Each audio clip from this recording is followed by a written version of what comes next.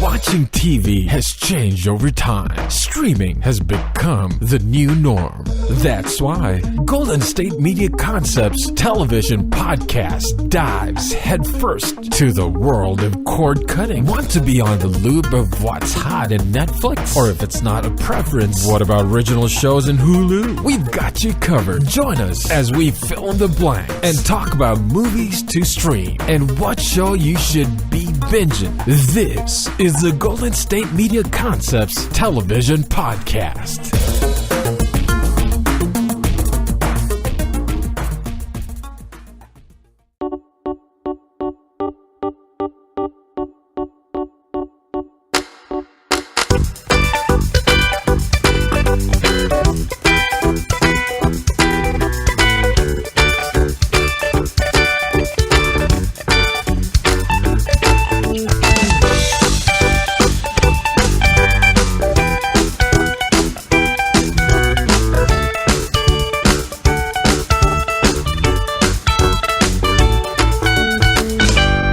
Hey everybody, welcome to the GSMC television podcast with your host, Jordan.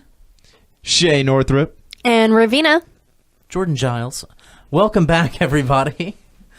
We have a fun show packed for you guys today.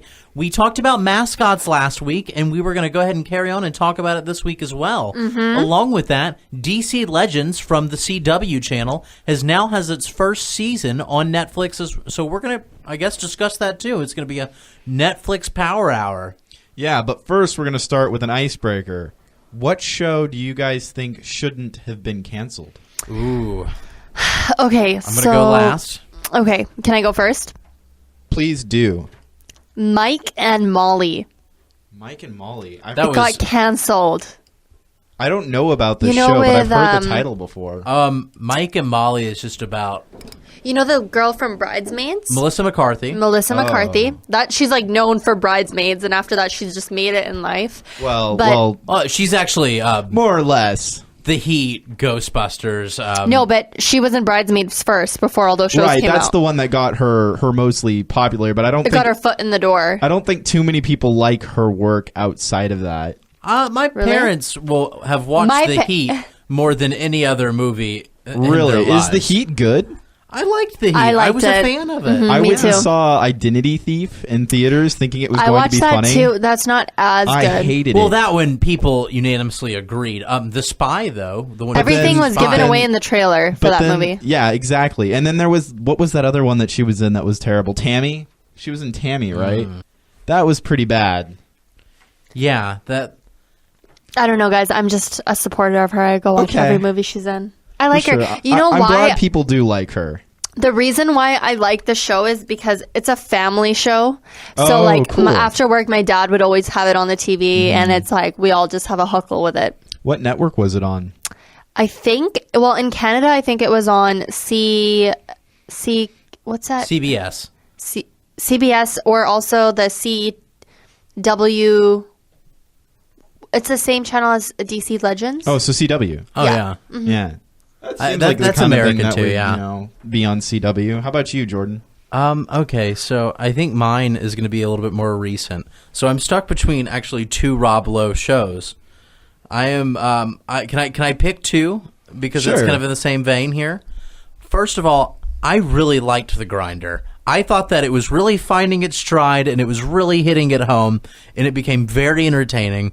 And it didn't get past season 1. And that really bugged me. It was such a good show. Have you seen it yet, guys? No, what is I The haven't Grinder? seen that yet. The Grinder is Rob Lowe played a TV lawyer and was really good at being a TV lawyer. But he decided to retire from TV and become a real lawyer based on his TV experience. That's That sounds hilarious. terrible. With his at his family's law firm. And he is not a good lawyer, but he's very charismatic and very self-absorbed.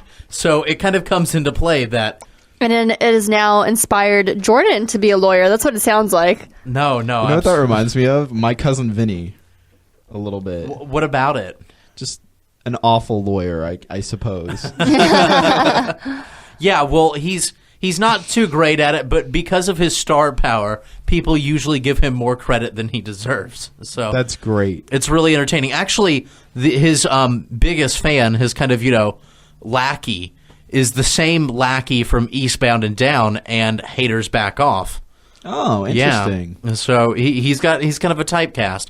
The other show that I want to bring on about Rob Lowe is Moonbeam City, which was very entertaining. Have you not seen Moonbeam City either? No, I don't. Before recently, I didn't really keep up too much. Okay, and now you're forced to because of you can't just follow the niches of television. No, usually what happens for me with TV is I find a show or two that or more.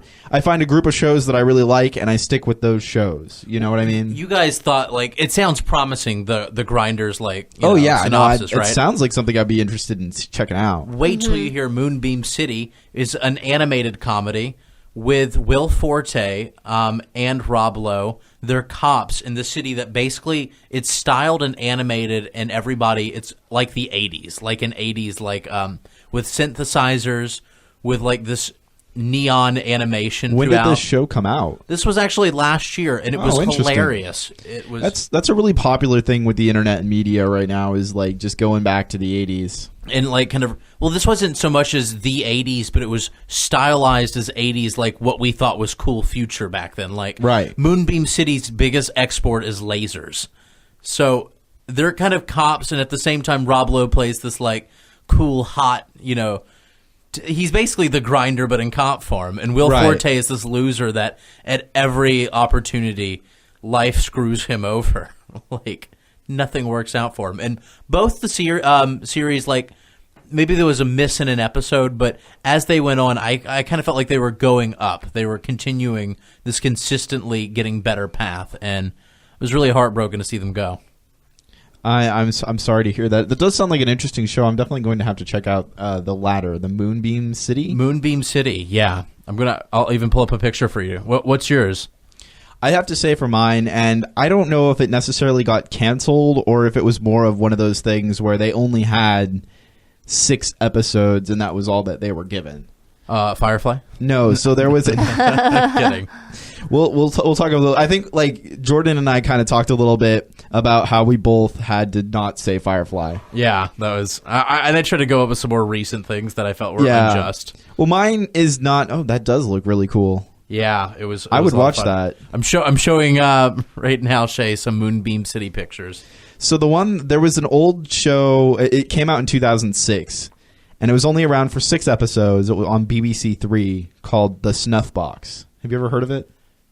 No, I've heard of it, but I've never seen it. It has Matt Berry and an American actor who I'm blanking on his name right now, but he always plays this raunchy character that shows up in a lot of American sitcoms and stuff like that, usually as a doctor. But Matt Berry is the boss on the IT crowd, and so they got their own show, and it's about a couple of hangmen, that's their profession, and they just sit around inside a gentleman's club and drink whiskey all day and shenanigans. It's kind of like one of those sketch shows, but all the sketches are tied in. Okay, yeah. The other character, I just looked it up, is Rich Fulcher. Yes. From The Mighty Boosh. Yes, and he does a lot of extra roles and stuff. He'll be he was in The League as a doctor at one point, and he's usually just foul. I would love to check it out. That sounds like something interesting. It is the most bizarre and surreal experience I think I've ever had. The show has this really surreal feel to it. All the music, it's either really cheesy sounding or it sounds like it's something that came out of the 70s. My interest is piqued right here. So this happened in 2006? Yes. So this is pretty recent. It's not like a 90s or 80s looking back. Well, and the thing with it, too, and this is what's really interesting, it was on BBC 3, and it was for their late night thing. So the show only aired once, but somehow it ended up getting a cult following, and it was on Netflix for a while, and I actually own it on DVD. I found it in a $2 bin on accident, and I was like, oh my gosh, the Snuff Box, the complete series. So it was only 6 episodes, and I guess because it was playing at such a weird time, BBC 3 was just trying to fill a slot. so they let them do whatever they want.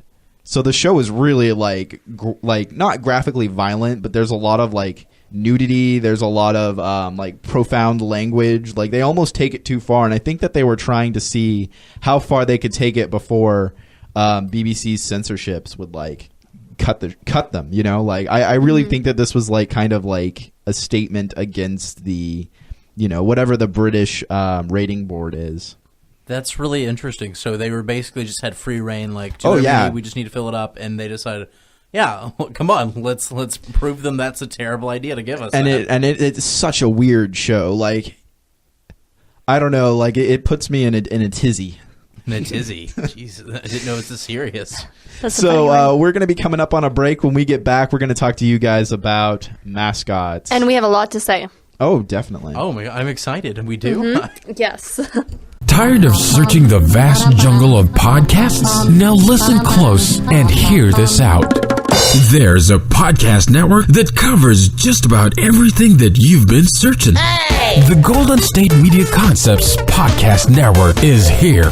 Nothing less than a podcast bliss with endless hours of podcast coverage. From news, sports, music, fashion, cooking, entertainment, fantasy, football, and so much more. So stop lurking around and go straight out to the Golden State Media Concepts Podcast Network. Guaranteed to fill that podcast itch, whatever it may be.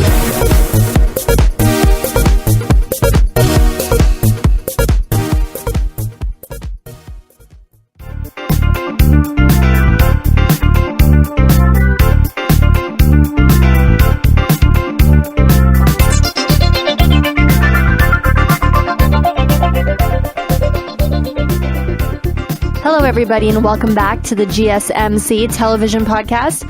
I'm joined here with Shay Northrup. And Jordan Giles. And they're joined with Ravina, which is me. The real Ravina. I love it when he says that. It's hilarious. Talking about hilarious, like we said last week, we were really excited for Mascots to come out, and I was really excited to watch this episode. Yeah, so one of the things okay, tell them what happened. One of the things that's kind of confusing about Mascots was I guess this is a problem with Netflix in general, is a lot of times you don't know if you're getting into a TV show or if you're getting into a movie. Well, that's a problem we have, because I sat down and I was like an hour and 5 minutes, and I was like, this is a really long episode. It is 1:30. I got to get to bed. And then I was telling Shay when I got in the office, I was like, Mascots, like, you know, watch the first episode, but it's really long. And then today they informed Shay and Jordan were like, Ravina, it's a movie, not a TV show. Yeah, well, I didn't know that. I thought it was a show. Me too. And over an hour into it, I still thought that.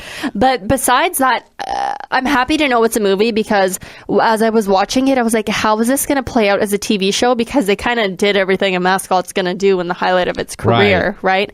But it had some very hilarious parts, especially Bob the plumber, when mascots actually came out and initially were dancing. But other than that, I think it hit a lot of dry patches. What about you guys? Like, the humor was... agree with you on that. I feel like this would have made a better TV show, at least like a one-season, one-shot show, than an actual movie. Yeah, even like a 6 episodes. I feel like it kind of... There was a lack of focus. It's sort of floundering around in the last part. It just... I guess the lack of focus. Yeah, that's my... Yeah, go ahead. I was going to say they messed up in the sense of how they presented it. It's like they were trying to do a funny style documentary with somewhat movie features, but they designed it like a TV show. It was kind of too mixed up between the three. I think if they would have like done where each episode focused on a different mascot instead of just sporadically focusing on a bunch of different people, because like the thing is you don't really care who to vote for. There's nobody that you really like latch onto and relate to and are rooting for, except maybe like the hedgehog. But like, if they were to spend more time with the characters and we were to get to know them better instead of making it like it probably would have caught on a little better. Like, I think the biggest problem, like we were saying, it loses focus halfway through the movie. You kind of start to get a little bit bored with it. I mean, the jokes were funny, and when it was funny, it was really funny, but there were a lot of moments where it was the jokes felt like they were spaced out. Like, you're going to definitely. laugh every 11 and a half minutes. I'm going to throw a joke out there. And then when you hear that joke, you're like, ha, ha, ha, so funny, more. And then you just keep watching, and then you're like, this is boring. Then a joke. This is boring. Then it's a joke. Well, and then like, at the end, you realize at a certain point that you actually don't care who wins. And you know, that was a thing for me, too. But I really... It did start out strong. If I can say the positive things about it. Yeah, it sucked you in for sure. It started out strong. It definitely a suck in. It's not a bad movie. No, it wasn't. It was a cool mockumentary, and the characters. There were too many characters to really, put emotion into that. You just start to like. I can't love all of them. I start to not love any of them. But for a lot of the movie, it did feel like all of the characters, you enjoyed their screen time. Definitely. Nearly equally, I wanted a little bit more from the guy who played the caterpillar. Oh, yeah. There were some that were just snuck in, but they were still nice, Yeah, well, I wanted more from them. That's my thing. What was your guys' favorite part of the movie? First of all, the Indian pencil and the pencil sharpener, and then how that segued into the plumber. Yeah. Lost it. I was hysterically laughing. I still laugh about it. Oh, I called up my friend the next day. I was like, yo, there's something really fun you have to watch. She's like, what? Oh, and I'm like, go on Netflix. They show it to you a little bit in the trailer about what happens in that scene, and I knew what to expect, but even then I was like, oh. No, I didn't even watch the trailer when I went into it, and then I was very surprised. Mm-hmm. I love that part. Can I ask a question? Sure. Who did you guys end up rooting for? Because in this movie, they give a lot of the characters equal time on the stage, and they equal screen time as well. Right. So you can't just go, oh, we're waiting for Mario to beat, the castle. There's, should Mario win? Should, Peach? There's 10 different people coming out of the woodworks. Right. When you were watching it, who were you hoping would be in first place? The plumber.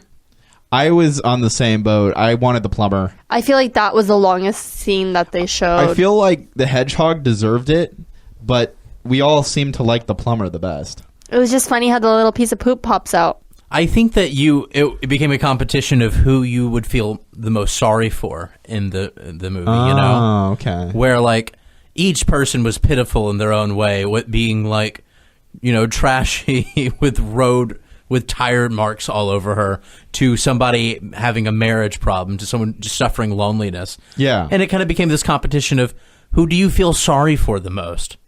I think honestly, the hedgehog, I was happy with him. I wanted him to win. Yeah. Mm-hmm. And I don't know if we should give away who actually won the competition. No, don't. No, definitely. But as far as the hedgehog, his whole story with his dad and trying to break away from his family's shadow, I thought that was a really neat thing to follow. Well, and his performance of all of them was the best.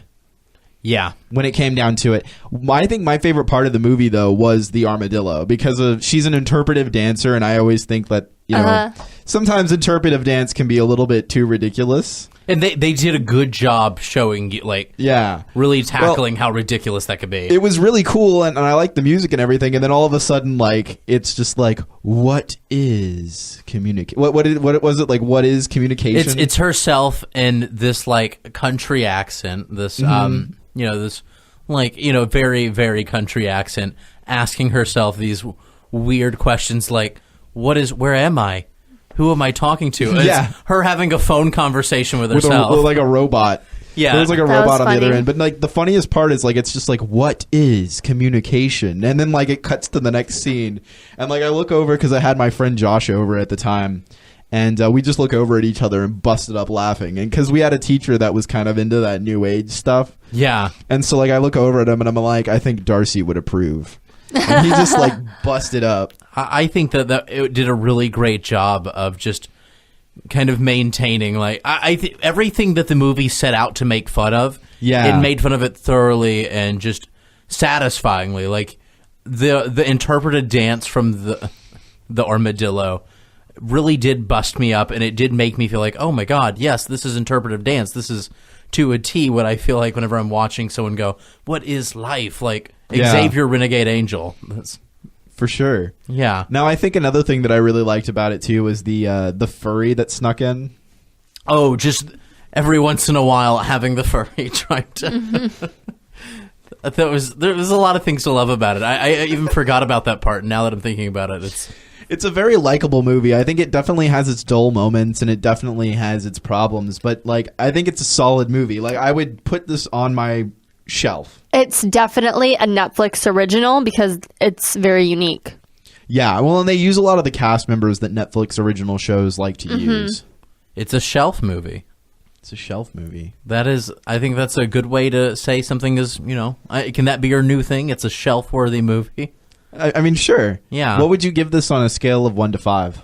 I would probably give this one, I'm going to say a 3.5. How about you, Ravina? I was going to say 6.5. Out of 5? Oh, out of 5. I thought you meant out of 10. No. I'm going to do 3. And I want to say 2.5, but I'm going to say 3 because the plumber part. I'm with you on that. I'm going to give it a 3. Like, I I'm can't going to go back to hate 3 it. too.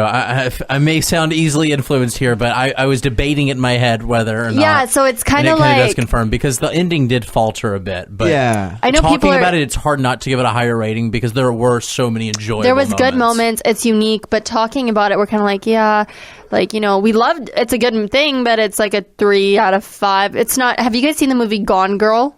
Yeah, I with love Ben Gone Girl. Affleck? That movie is a 5 to me. All right. So Yeah. that's kind of the level that I'm placing at because that movie has some twisted humor. I'm gaining a lot more respect for you right now. Like, Yeah, no. I already have the utmost respect for you, but now that you've said that. No, because Gone Girl's Now one of he my... really has respect. Have you for seen Gone Girl, Shay? I mean, Jordan? No, I haven't seen Gone Okay, Girl. so it's one of the best movies, I think. yeah, like, it's so good. I hold all movies up to that standard now since I watched it. That's Sure. a 5 out of 5. So, obviously this is a 3, but me thinking about Gone Girl, I'm thinking it's a 2.5 out of 5. Okay.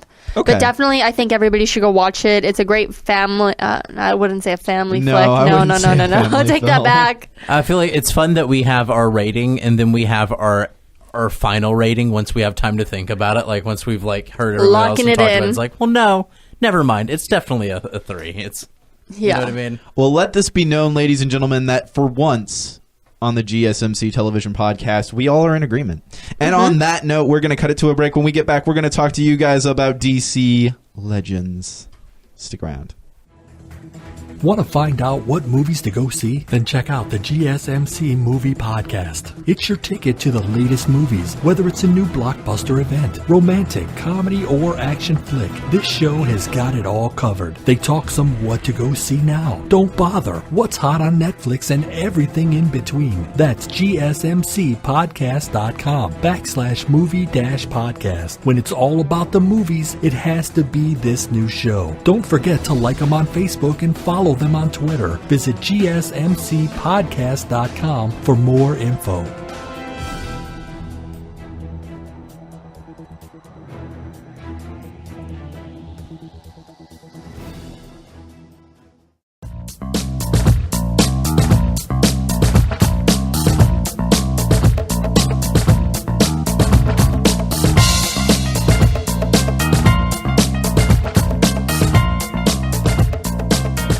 Hello, everybody, and welcome back to the GSMC Television Podcast. And now we're going to talk to you guys about DC Legends. Take it away, Jordan. Oh, am I jumping in with this one? Yeah, you are. I didn't like it. Is that a fair thing to open with? Me neither. It felt like over the amount of campy that, and also taking itself seriously. And I'm somebody I can get behind the a CW show. I really like The Flash. Not so much with Arrow. Not so much with Supergirl yet, but Flash, I'm a big fan of. I can forgive a little bit of campiness, but overall, the movie, the show, felt a little convoluted. Is that fair to say? I would say definitely. And nonsensical, where... Yeah. Nothing was in chronological order. It just kept jumping back and forth. Like, had me just going in watching one episode, I was pretty confused. Well, and that's like the pilot you watch too, huh? Yeah, like if the pilot's confusing you, that's a bit of a problem. No, and I watched it was season 2, episode 1 as well. Yeah. Yeah. So I watched some of that, and I was still confused, kind of like, because it's just a jumping style of show, like back and forth. So this show just got re-released on Netflix, and they are in their second season as of right now. Now, one of the reasons I kind of wanted to talk about it a little bit is because there's been a lot of hoopla about the fact that DC Legends is supposed to cross over with The Flash and Arrow and all of that stuff, and everybody's really excited about these crossover things, but I don't really know anybody that actually talks very highly about DC Legends. To me, this film, or the show, my apologies, feels like they're trying to knock off Doctor Who, but with DC characters, and not in a good way. I know what you mean. It's like... It's almost as if it doesn't come from like a DC kind of written show. It comes from like if we had to do a commercial for Skittles or, like Pez, and we had to fit DC characters into it. Well, this is what we would do to fit all the DC characters you want to see. It feels almost like a fan film of sorts where they just add a ton of lasers. They turn up it feels like they turned up the contrast like a bunch, and then like you've got these cheesy lasers that you could really easily do in Premiere or After Effects, and then there was a lot of talking. So I guess the show is about this guy from the future, and he's trying to stop this world leader from the future, so he goes and gets like Hawkman and Hawkgirl and a couple other DC people I don't know about, and they form this like ragtag group of time mercenaries. Is that like a good... Time mercenaries could work. Just the term time mercenaries should tell you that this isn't like... Yeah, nothing to take seriously. Prestige television, yeah. This is not... I like the fact that Hawkman and Hawkgirl are in it because I like Hawkman and Hawkgirl. They were actually in Flash originally. Really? They were in the Flash show. So should I watch that instead? Actually, a lot of these characters first came from the Flash. So I know a couple of them came from Green Arrow. I think that's a culmination of what do we do with these interesting characters that we only put once or twice. It just feels like a YouTube video to me, man. I get that. No, I think that's my big problem with it. It's like right down to the costumes being bad. Yeah. Like it's over ambitious, I guess. There was like this weird alien robot thing. I don't know what it was that was kind of walking around trying to shoot at their ship or something, and like it moved in a really funny kind of stiff like way. It felt like I was watching 50s sci-fi, but not in a good way. One thing I did appreciate about the show was it brought the Prison Break brothers back together. Wentworth Miller and Dominic That's why one of them had that tattoo of blueprints on his back. I thought that was just going to be revealed later on. That was a good joke. But honestly, I love watching them together. They're great actors to me. Yeah. So is this something that you guys could see yourself watching again?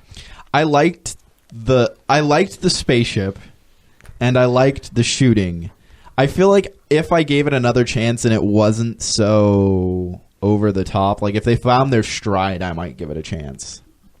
Yeah. Okay. So you're not counting it out now. No, I don't think season 2. I'd give it till season 2. Well, season 2 is out right now. So if you guys are watching it on Netflix and happen to disagree with us and are having a lot of passionate feelings about DC's Legends of Tomorrow, go ahead, check it out. CW channel, and I believe even on Hulu, at least at 5 episodes at a time. Yeah, and the first season's on Netflix. So personally, I don't think that I will continue to watch DC Legends. I did like the other network show that they do, Arrow. I rather watch Arrow instead. My brother and my mom got really into Arrow. Whenever they fight, to me, it looks like they're fighting super slow. Mm-hmm. Like they don't really combat in a quick way in Green Arrow, so it reminds me of like the old Godzilla movies where they just kind of slowly swing at each other. It's like when the special effects weren't that great. Now it's just like kind of puts it back to that. I suppose it's more of I judge things more on like wardrobe. I judge things more on like acting ability and then combat if there's combat. Mm-hmm. Special effects for me are kind of like a last like thing. If the special effects are cheesy in something, it doesn't really bother me because I've watched a lot of cheese. Yeah, that's. I wish we could just single that out and say like that's. Can we just call this episode I've watched a lot of cheese? I've watched a lot of cheese. Yeah, no. I guess you could say I'm a connoisseur of cheese viewing. He keeps going. He's not done yet. That's fine. No, and you're somebody, and it's kind of like The Evil Dead, where this is a different kind of show where it's campy, but it kind of owns up to it and it doesn't take itself too seriously. I don't think DC Legends knows it's campy. That's the problem, yeah. When campy doesn't know it's campy, it can either be beautiful like The Room, or more often than not, it's... a lot of the times, if something is campy and it's self-aware that it's campy, it usually makes it worse. It's garbage to it. No, you're right. Campy is a very weird fine line to cross. Oh, yeah. You have things like Sharknado, which I cannot stand. Well, and then some episodes of Doctor Who are campy in a way to where, like, I can appreciate them, but then there are other episodes of Doctor Who that are almost cringeworthy. Like, for every good episode, there's, like, half a bad episode. Yeah. I don't know. Is that safe to say? Am I going to get, like, crucified by some Whovians? I don't think so. No, I don't. I kind of disagree with you, but I've fallen off of Doctor Who for the most part recently. Oh, yeah, so have I. As soon as they brought in Claire and they started Matt Smith was kind of starting to flirt with Claire, I'm like, no, I'm done. I just, one day I'll come back to it. Like when the end of the world's happened and I'm in my bunker and I have all of the shows I want to watch, and I'm going to go on about this bunker for another 5 minutes if no one stops me. But the point is, I will go back to checking out Doctor Who. It's just not something that's on my priorities. I don't see it as something that really needs to be done anytime soon. Yeah, I feel the same way. I need to finish Game of Thrones before I finish Doctor Who. Like, most definitely. Priorities. Mm-hmm. Now, what would you guys, going back to the DC Legends, what would you guys rank this show as of now? I'm going to go ahead and give it a solid 1.5. I was going to say 1. I'm going to give it a 2. Okay. Feeling generous?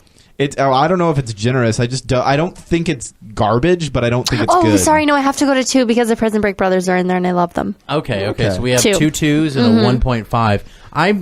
Just round up to 2. Come on. I'm basing this off of the few episodes I saw in season 1. If I'll even give season 2 a chance, and at some point we'll come back and I'll say, wait a second, guys, it really fixed up, everything it needed. Or, oh man, it got worse. I can't believe they lost the budget. Yeah. It'll go one of two ways. It's becoming Once Upon a Time. Yeah. So, yeah. Looks like we're coming to a close, ladies and gentlemen. You can find us at GSMCpodcast.com. Do not forget about iTunes, Google Play, SoundCloud, and Stitcher. We are also on Facebook and Twitter, so please send us a tweet. We would like for you to follow us. Hey. Stay saucy, guys. All right.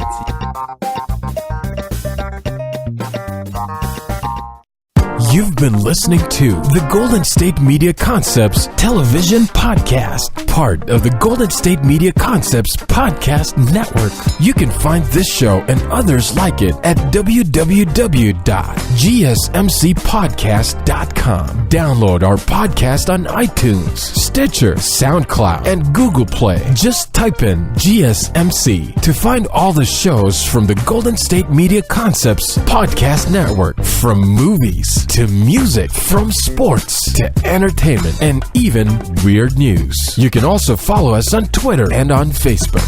Thank you, and we hope you have enjoyed today's program.